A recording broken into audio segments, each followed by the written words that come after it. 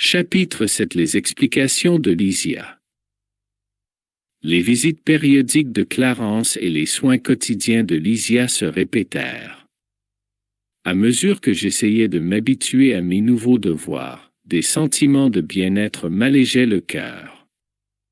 Mes douleurs diminuaient et j'arrivais à me déplacer plus facilement. J'avais constaté, cependant, que le souvenir plus vif des phénomènes physiques ravivait l'angoisse, la peur de l'inconnu et la peine devant ma mésadaptation. Mais par-dessus tout, j'étais plus sûr de moi.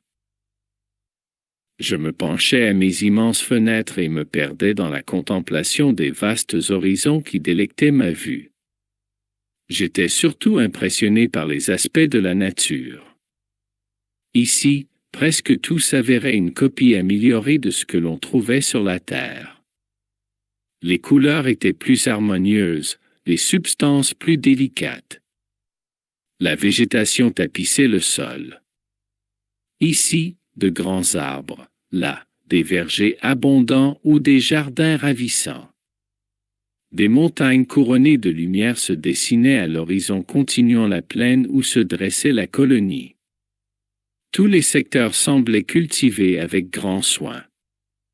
À peu de distance, s'élevaient de gracieux édifices aux formes diverses, qui s'alignaient à intervalles réguliers. Parmi ces édifices, étaient plantées quelques charmantes maisonnettes, ceintes de murets de pierre, dont les entrées étaient bordées de fleurs et où poussaient ici et là diverses variétés de roses. Des oiseaux au plumage multicolore voletaient dans les airs pour se poser de temps. À autres en groupe sur les blanches tours pour ensuite s'élever en droite ligne vers le ciel, tels de gigantesques lys. Depuis mes larges fenêtres, j'observais avec curiosité les mouvements dans le parc. Extrêmement surpris, j'aperçus des animaux domestiques entre les arbres feuillus alignés au fond. Au cours de mes luttes introspectives, je me perdais dans des interrogations de toutes sortes. J'étais stupéfait de constater la quantité de formes semblables à celles que l'on trouve sur la Terre, compte tenu du fait que je me trouvais dans une sphère spirituelle. Heureusement, Lysia, mon aimable compagnon de tous les jours, ne lésinait pas sur les explications. La mort du corps ne conduit pas l'être humain à des situations miraculeuses, disait-il. Tout processus évolutif est progressif. Il y a de nombreuses régions pour les désincarnés, tout comme il existe des endroits innombrables et surprenants pour les êtres enveloppés de chair terrestre. Les âmes et les sentiments, les formes et les choses obéissent à des principes de développement naturel et à une hiérarchie juste. Malgré tout, je m'inquiétais d'être demeuré ici, dans un établissement de santé, depuis tant de semaines sans avoir eu aucune visite d'une personne que j'aurais connue sur la Terre. Après tout, je n'étais pas la seule personne de ma connaissance à avoir déchiffré l'énigme de la sépulture. Mes parents m'avaient précédé dans ce long voyage. Divers amis d'antan m'avaient devancé. Alors pourquoi est-ce qu'aucun d'eux n'apparaissait dans cette chambre de l'hôpital spirituel pour réconforter mon cœur endolori? Il m'aurait suffi de quelques moments de consolation. Un jour, je ne pus contenir davantage mes interrogations. Mon cher Lysia, est-il possible, ici, de rencontrer ceux qui nous ont précédés dans la mort du corps physique? Bien sûr. Comment pourrait-il en être autrement? Tu penses qu'on t'a oublié? Si. Pourquoi est-ce que personne ne vient me visiter? Sur Terre, je pouvais toujours compter sur l'abnégation de ma mère. Mais jusqu'à présent, celle-ci ne m'a donné aucun signe de vie.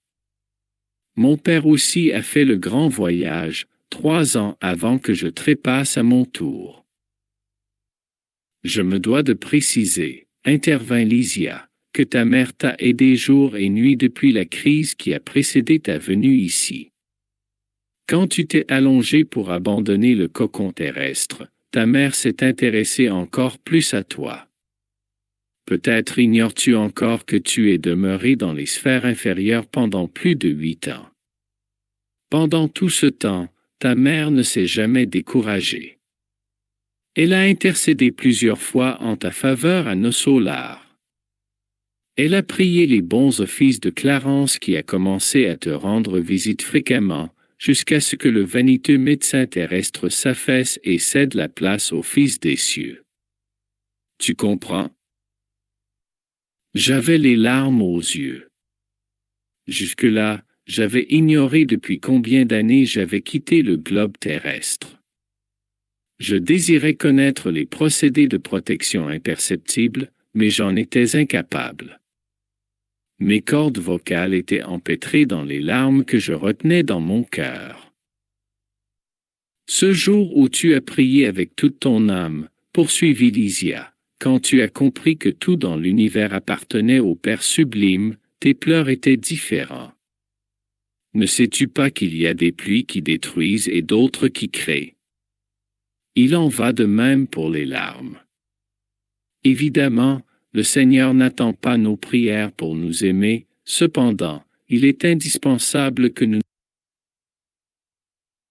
nous placions en position réceptive afin de comprendre son infinie bonté. Un miroir obscurci ne reflète pas la lumière. Ainsi, le Père n'a pas besoin de nos pénitences, mais nous devons convenir que les pénitences nous prêtent de grands services. Tu comprends? Clarence n'a pas eu de difficulté à te trouver, lorsqu'il a répondu aux appels de ta génitrice attentionnée de la terre. Par contre, toi, il t'a fallu beaucoup de temps pour te rendre compte de sa présence. Et quand ta mère a su que son fils avait déchiré les voiles obscurs avec l'aide de la prière, elle a pleuré de joie, à ce qu'on m'a dit. Et où se trouve ma mère? M'exclamai-je enfin. Si cela m'est permis, j'aimerais la voir, l'étreindre, m'agenouiller à ses pieds. Elle ne vit pas à nos solars, précisa Lysia. Elle habite des sphères plus élevées où elle ne travaille pas seulement pour toi. Observant mon désappointement, il ajouta d'un ton fraternel. Elle viendra te voir, sois en certain, et plutôt que tu ne le penses. Quand quelqu'un désire ardemment quelque chose, il est déjà à la veille d'en voir la réalisation. Tu en trouves un exemple dans ton propre cas. Pendant des années, tu as volté comme une plume éprouvant la peur, la tristesse et les désillusions, mais quand tu as mentalisé fermement la nécessité de recevoir l'aide divine, tu as élargi le patron vibratoire de ton esprit et obtenu vision et secours. Les yeux brillants, encouragé par les éclaircissements que Lysia m'avait fournis, je m'exclamai, résolu. En ce cas, je le désirerai de toutes mes forces. Elle viendra. Elle viendra. Lysia sourit et avec générosité et prévoyance, me dit en me quittant. Il convient toutefois de ne pas oublier que la réalisation noble exige le respect de 3 conditions fondamentales, à savoir, d'abord, désirer, ensuite, savoir désirer, enfin, le mériter.